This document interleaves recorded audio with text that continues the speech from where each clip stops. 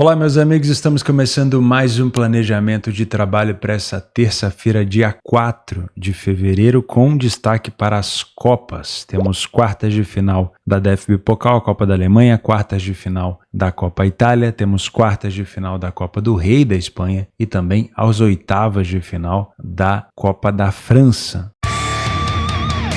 Vamos começar o nosso planejamento nas quartas de final da Copa da Alemanha, a DFB Pokal, às 16h45. Esse é um jogo único, então, obviamente um jogo com um potencial bem interessante para olharmos para o mercado de gols. Propriamente dito, as Copas, o mercado de gols já são um atrativo muito maior do que o mercado de resultados, pelo menos na minha opinião, mas em situações, em competições de jogos únicos, isso fica ainda mais potencializado, tá? Na última temporada, o Stuttgart foi eliminado justamente nessa fase de quartas de final para o campeão Leverkusen. Foi em busca do título, ganhou a dobradinha, né, a Copa da Alemanha e o Campeonato Alemão. Já o Augsburg, na temporada passada, caiu na primeira rodada. Simplesmente não conseguiu progredir na competição. Temos 1,53 de cotação, duas equipes de primeira divisão e um jogo único. Vamos dar uma olhada em como chegam essas duas equipes para esse confronto. Olha só os últimos jogos do Stuttgart: uma derrota dentro de casa para o Borussia Mönchengladbach, uma derrota dentro de casa para o PSG na Champions, que tirou o Stuttgart da Champions, e uma derrota fora de casa para o Mainz. Então, o favorito com cotação de 1,53 entra em campo com 3 derrotas consecutivas. Já o time do Augsburg detém uma invencibilidade de 4 jogos, 2 partidas com vitórias fora de casa contra a Union Berlin, que é um adversário dificílimo, e contra o Bremen, que também não é um adversário bobo, uma vitória em casa contra o Heidenheim e um empate agora, foi buscar um empate contra o São Paulo fora de casa. Então eu sempre gosto de analisar o momento. E no momento, o Stuttgart é a equipe mais pressionada, enfrentando uma equipe que vem numa maré muito boa. Eu sei que o Augsburg no campeonato alemão não está assim numa fase espetacular, mas nesses últimos jogos o Augsburg teve sim um excelente resultado,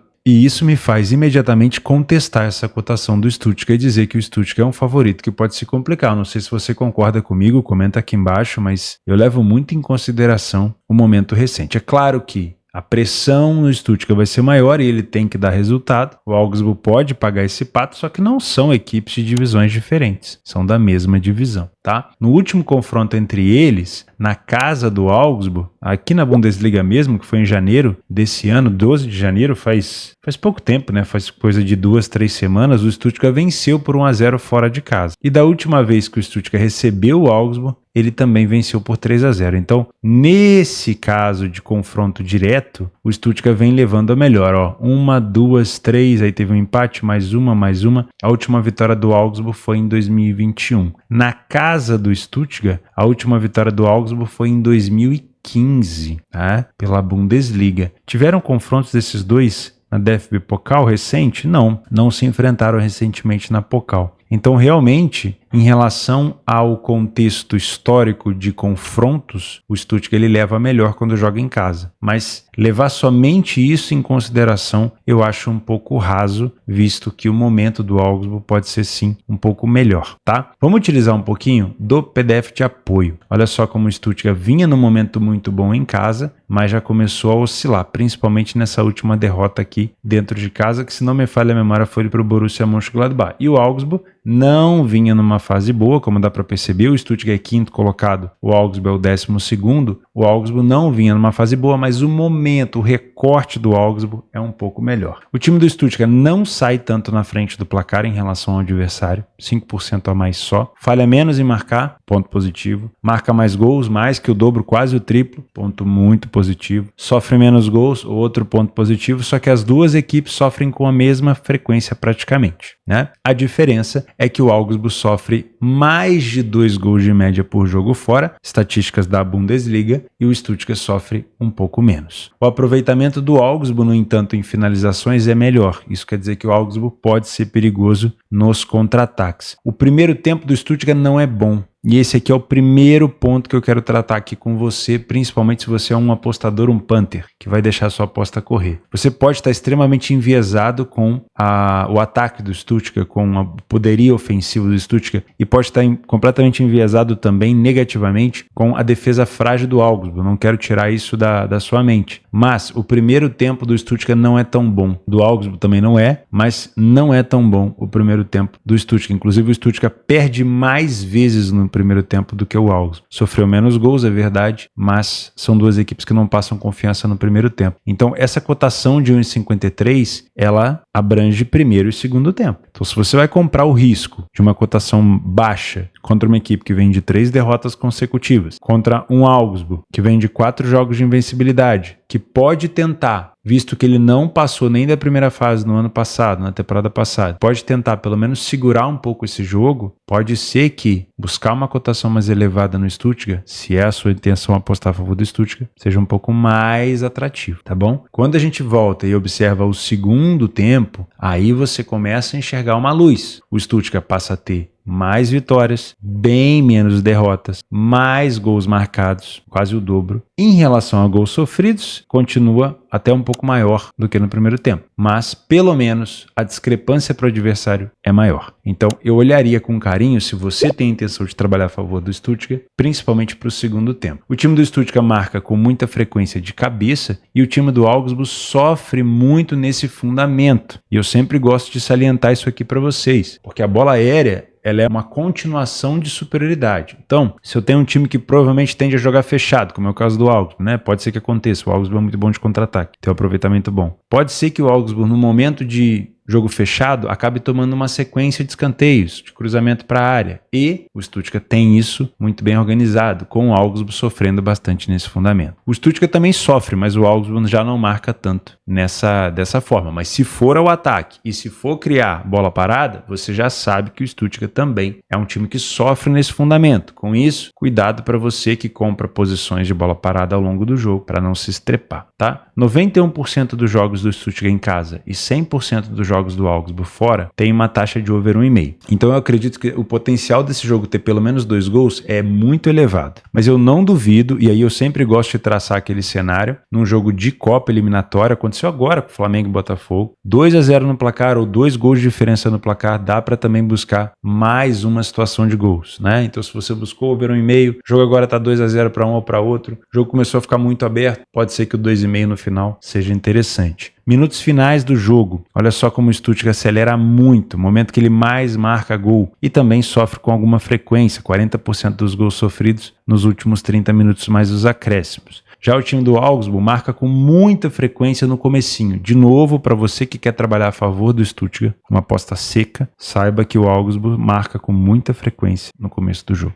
Ok? Então esses são dados que eu gosto de analisar por aqui. Theo, você me indica como um trader trabalhar correção de preço? Tomaria cuidado, mas dá para trabalhar se o time do Augsburg tiver mais interesse no jogo, mais posse, mais ações ofensivas. Se o Augsburg ficar recuado, fechado, não acho interessante, porque vai ser muito perigoso, o Augsburg vai tender a jogar no contra-ataque. Eu, particularmente, não venho para esse jogo para trabalhar mercado de resultados, vencedor da partida. Venho para trabalhar gols. Acredito num jogo para pelo menos 2, não duvido de um jogo para 3 por conta de ser um jogo único. O que pode deixar esse jogo xoxo, capenga, um 0-0? Arrastado, aí você pensa, 60 minutos de jogo, 0-0, 65, 0-0, já não vai me dar tanto interesse assim de trabalhar a favor de gols, tá? Porque aí, um gol muito no final, geralmente as equipes vão escolher segurar a vantagem do que propriamente buscar o contra-ataque. Nas quartas de final da Copa Itália, às 5 horas da tarde, a Atalanta enfrenta o Bolonha. A Atalanta foi finalista da última edição da Copa Itália, perdeu para a Juventus, e o Bolonha saiu justamente nas quartas de final da temporada passada para a equipe da Fiorentina, cotação de 1,73 para a equipe da Atalanta nesse jogo. O Bolonha é sempre um time muito difícil de se enfrentar, né? Nos últimos jogos, o Bolonha venceu o Como por 2-0, conseguiu complicar a vida do Sporting, né? O Sporting teve que buscar um gol no final para poder se classificar para os playoffs, tinha empatado contra o Empoli fora de casa e tinha vencido o Dortmund na Liga dos Campeões, mesmo já numa situação eliminada, né? Então conseguiu colocar mais um dinheiro no bolso. A gente sabe que as vitórias na Champions League pagam muito bem. Depois disso, na Série A, o Bolonha vinha de vitória contra o Monza, complicou a vida da Inter de Milão, complicou a vida da Roma e perdeu para o Verona. Então a gente demorou para achar achar a última derrota do Bolonha, né? 1, 2, 3, 4, 5, 6, 7 jogos de invencibilidade. A Atalanta empatou com o Torino, né? Logo depois do gol acabou tomando o empate. Conseguiu buscar um empate contra o Barcelona. Barcelona muito bem na Liga dos Campeões, né? Um dos principais times da Champions esse ano com o Hans Flick. Venceu o Como fora de casa, o Bolonha também venceu a equipe do Como. Tinha goleado o Sturm Graz, time mais frágil da Champions, e aí uma derrota para o líder Napoli, né?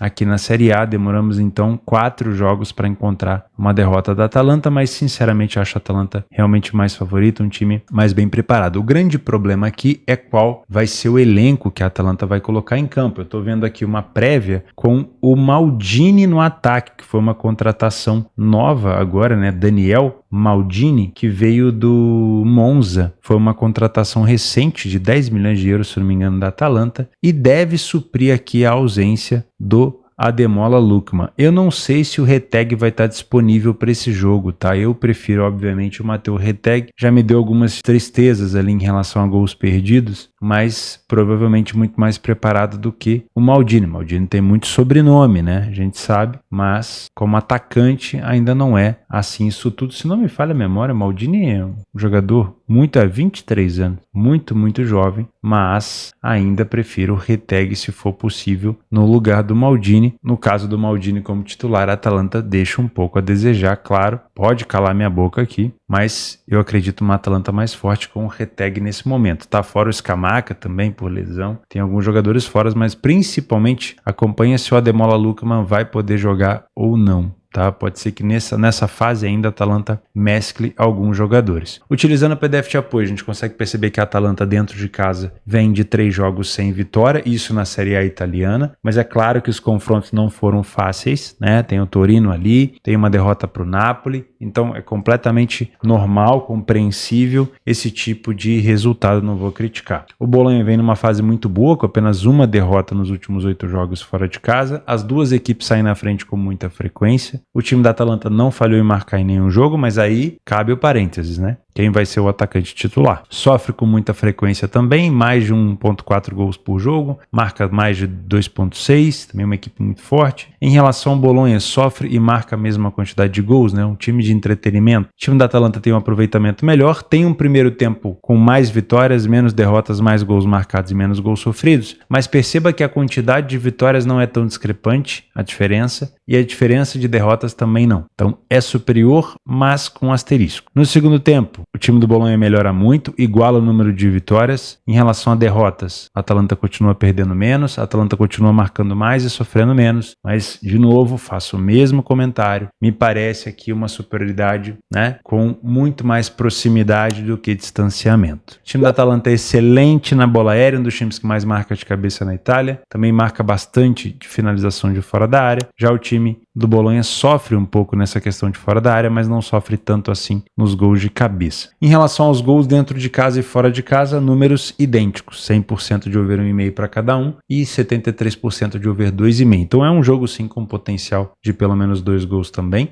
A questão do 2,5 vai ficar muito restrita ao cenário, né, da desigualdade. Se for um placar com 2, 3, 4 gols de diferença que forneça esse jogo um potencial de over, de desespero, aí eu olharia com carinho para 2, 3,5 e tudo mais. Agora eu vou partir do pressuposto de um jogo para 2 gols, principalmente com esse receio da ausência do Ademola Lookman e até mesmo do Retegui, tá? Nos momentos dos gols, os principais destaques aqui são para a parte onde a Atalanta mais sofre, né? Início do segundo tempo e final do primeiro tempo, onde a Atalanta mais sofre gol. Também é o momento que ela mais marca, principalmente aqui nos últimos minutos de jogo. É um time que divide muito bem os seus gols marcados, vamos dizer assim. Já do lado do Bolonha, é uma equipe que vai crescendo ofensivamente até os últimos minutos. E é a partir dos 76 que ele mais desencanta, mas é também o momento que ele mais sofre junto com o minuto 61 até os 75. Então dá para cravar aqui que dos 60 até os acréscimos, o Bolonha se torna mais agressivo. Então dá para você pensar naquela questão de jogo 1-0, tá aberto, over limite no final nos últimos 30, pode ser interessante.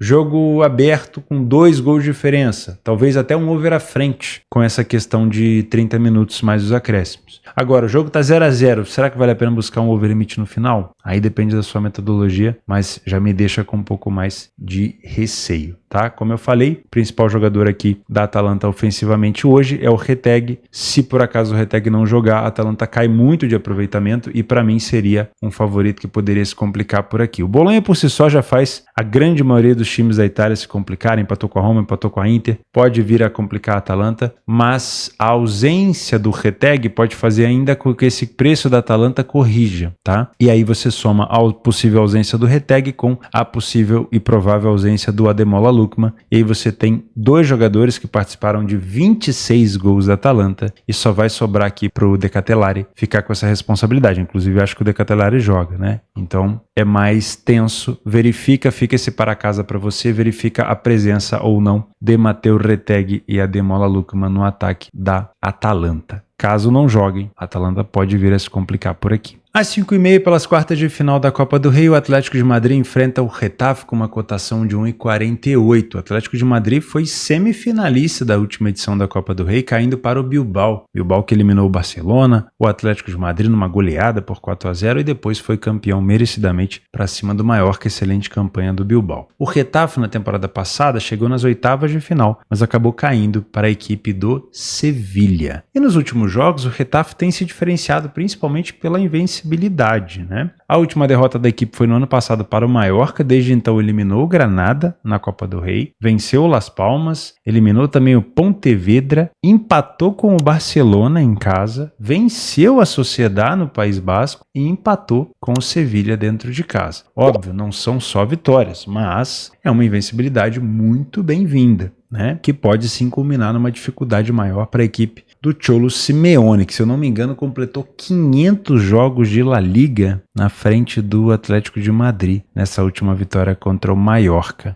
né? Venceu o Leverkusen na Liga dos Campeões, venceu o Salzburg na Liga dos Campeões também, mais algumas vitórias aí para colocar dinheiro no bolso. Empatou com o Villarreal em casa no penúltimo jogo e venceu agora o Mallorca. Então é uma equipe também que vem de 4 jogos de invencibilidade, né? O Getafe vem de 6 jogos de invencibilidade, mas obviamente o Atlético de Madrid tem um elenco muito mais sólido. Para quem tem acompanhado o Bom Dia Mercado com alguma frequência recentemente, sabe que o Atlético de Madrid ele vem numa pegada diferente. Ele tem sido muito melhor, muito mais efetivo na primeira etapa do que na segunda, né? É um time que sai 58% na frente do placar, 60%. É bem mais do que o Getafe, time que falha pouco em marcar, chegou a uma média de quase 2 gols por jogo, sofre pouquíssimos gols, o Simeone conseguiu ajustar nessa temporada a lacuna de gols sofridos da temporada passada, né? Em quase 60% dos jogos o Atlético de Madrid não sofre gols. O Getafe venceu as últimas 2 partidas, mas não abre tanto o placar, falha em marcar em 50% dos jogos e sofreu gol em praticamente todas as partidas. Mas atenção, não sofre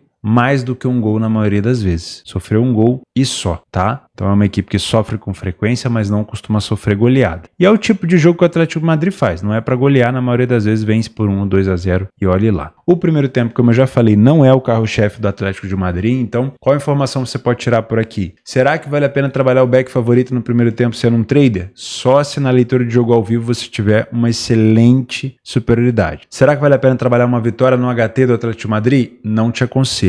Pode vencer, mas não te aconselho. Será que vale a pena, como um Panther, pegar essa odd de 1,48 do Atlético de Madrid logo no início? Também não te aconselho. Por quê? Porque o Atlético de Madrid melhora na segunda etapa. Simplesmente ele sai de 33% de vitória para 83% de vitórias. Ele sai de 33% de derrota para nenhuma derrota no segundo tempo. De 5 gols marcados para 18 gols marcados. De 5 gols sofridos para 2 gols sofridos. Então é um Atlético de Madrid muito mais confiável. É claro que o Getafe também melhora no segundo tempo, mas a discrepância entre eles é maior. As duas equipes melhoram, mas o Atlético de Madrid melhora muito mais, tá? Então no segundo tempo é um Atlético muito mais letal. Isso não quer dizer que vai ganhar todos os jogos, mas no segundo tempo ele tem conseguido ter mais resultados, tá bom? Não é um jogo over, como a gente já consegue perceber, por mais que seja um jogo único. 75% dos jogos apenas o Atlético de Madrid em casa com over 1,5 na La Liga e 60% dos jogos do Getafe com over 1,5, somado à informação de que o Getafe marca pouco e sofre pouco. Então, o que eu vejo de contexto aqui pra gente? Vale a pena você pensar, se for um trader? Sim, numa possibilidade de back favorito no Atlético, se ele jogar com muita maestria e praticamente sozinho no primeiro tempo. ou em alguns momentos do primeiro tempo. Mas, para você que é um punter, e para você que vai trabalhar talvez vitória no HT, seja melhor direcionar a sua aposta para o segundo tempo, porque o Atlético cresce mais na segunda etapa. O jogo do Getafe está muito mais calçado num jogo defensivo, num jogo compactado, tentando tirar os espaços dos adversários, principalmente sendo adversários mais fortes, e provavelmente para tentar passar para as quartas de final ele vai tentar levar esse jogo para os penais, tá? Então,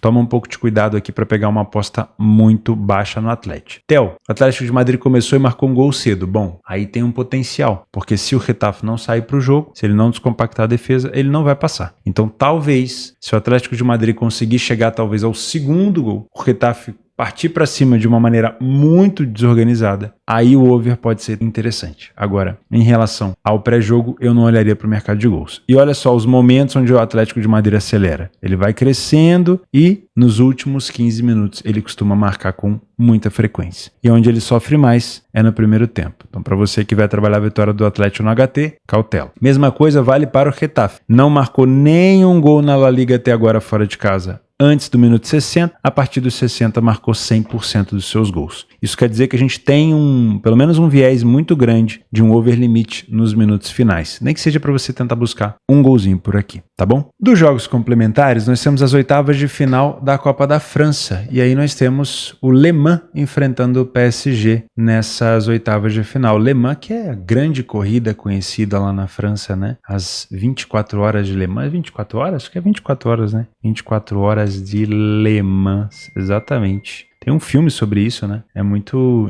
bacana para quem gosta de corrida. É uma das corridas mais famosas aí do mundo. Mas, falando de futebol, o PSG, claro, é o grande favorito com uma cotação de 1,13. Eu vou deixar como um jogo complementar por conta da cotação e também porque vai estar entre o jogo da Atalanta e o jogo do Atlético de Madrid, 17 horas e 17h30, horário do Brasil. Então, toma um pouco de cuidado só com a desatenção, mas vale a pena ficar de olho nesse jogo. Temos o Lille também aqui como destaque contra o Dunkerque, o Brest também entra em campo. Vamos ver se tem mais alguma coisa nos campeonatos regionais. O Atlético Goianiense entra em campo, pode ser um jogo interessante. Campeonato Mineiro, o Galo entra em campo contra o Atlético. No Paranaense, o Paraná pega o Maringá. No Campeonato Paulista, Bragantino entra em campo. No Nordeste, Sport Fortaleza, bom jogo. Vitória pega o Souza. Sampaio Correia e América. E também tem a Copa Verde aqui com o Vila Nova pegando o Luverdense. Vou deixar todos esses jogos complementares listados aqui embaixo no meu parceiro Radar Esportivo. Tá bom? É só você clicar que você vai ter acesso a todos eles. Muito obrigado pela sua companhia. Apostas são para mais de 18 anos. Faça com responsabilidade e eu vejo você amanhã.